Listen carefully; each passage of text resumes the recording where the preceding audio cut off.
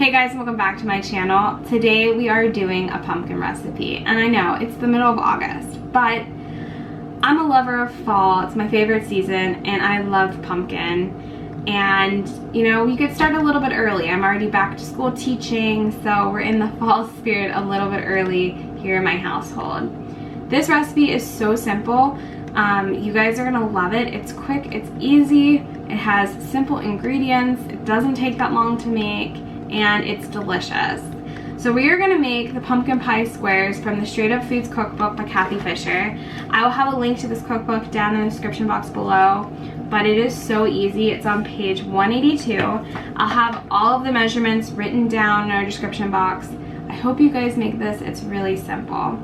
So the only thing different I'm not doing to Kathy's recipe is I'm not doing, we're not putting in vanilla. I didn't have any vanilla bean or vanilla extract in my pantry. Last time I made this, I just left it out and it totally worked. So if you want to leave out the extract or add it in, I'll have the original way that she has it written in the cookbook in our description box so you can make that call. The other thing is I'm not going to put a frosting on this at the end. You can. It's the same frosting I made back a couple videos for that almond chia seed cake, but it's totally optional to you. I think it's sweet enough without the frosting. You can add it if you'd like. You can add a different frosting, whatever you want, but that's why you won't see it today. I just don't think it really needs it. So we're going to get started. It is so easy. It's only a couple ingredients. I'm just going to go through them real quick. We have one 15-ounce can of pure pumpkin. Make sure it's pure pumpkin. 1 1/4 cups of oat flour. And you can make oat flour by just taking rolled oats, pulsing them in a high-speed blender, and it makes flour. So again, that's 1 1/4 cups of oat flour. I've already done that. 2 teaspoons of pumpkin pie spice mix, or pumpkin pie spice. I love it. It smells so good. 11 to 12 medjool dates and 1 cup of unsweetened nut milk. And that's it. It's super easy. I will say with the dates that if you do not have a Vitamix, you might want to soak them for around 20 to 30 minutes to help your blender out to make them soft.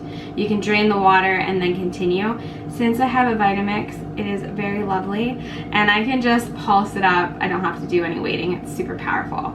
So I'm going to blend up, again, everything will be written out in the description box below, but I'm going to blend up the milk and the dates together and it'll make kind of like a sweetened milk liquid mix, and then we're going to just dump everything else into my Vitamix. I don't have to dirty anything to make our batter. You can also make this with a hand mixer, anything to blend everything smooth. Once we have everything incorporated, we're just going to pour it into my pan. Again, this is a silicone pan that I found on Amazon. I'll have it linked below in the description box.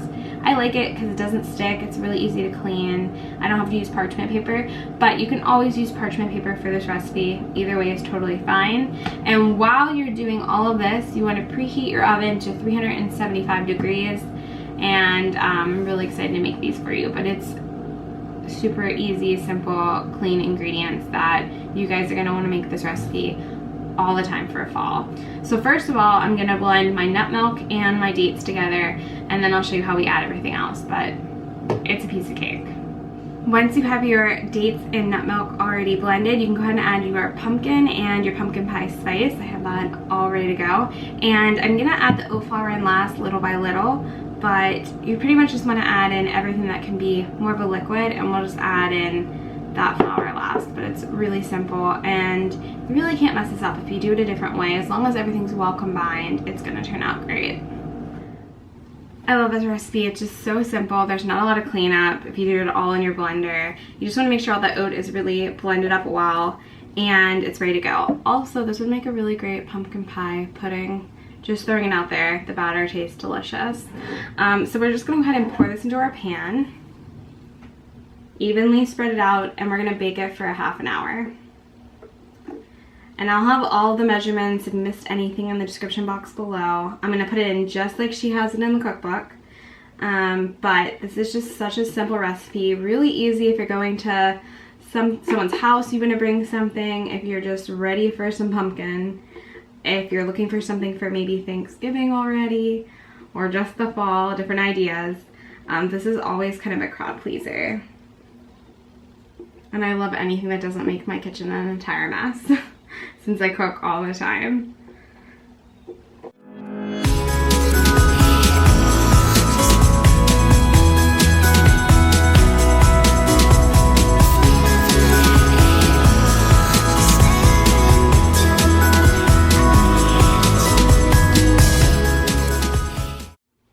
Everything ready to go in the oven. I'm gonna pull the camera down and show you guys what it looks like before it goes in.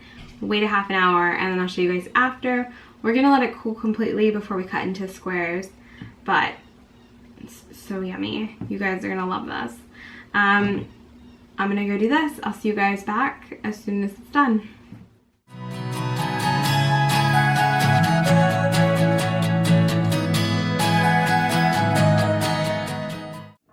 I let the pan cool, but they cut up and make the perfect little squares, and you can refrigerate them and then cut them. They'll be a little bit even firmer, but it's the perfect treat. I love having something sweet at the end of the night. I think that's what makes, for me, it makes it sustainable, that I give like a little treat that's whole food, plant-based, that quenches that sweetness I look for. So these are great. So yummy. And you can put, you know, make a whole food plant-based whipped cream topping. You could use aquafaba. You could use, like I said, that last frosting recipe I did on the cake. You could use silken tofu to make a frosting. This is so yummy. You could have it plain like I enjoy it. Great snack for traveling. You could have it for breakfast. You could have it for dessert, whatever you want. But these are such a treat. We love them. So good. So I hope you guys make this recipe.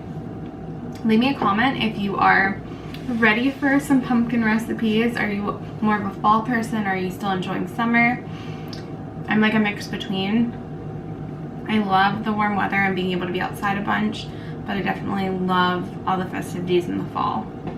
So make sure you're subscribed, like the video, leave me a comment.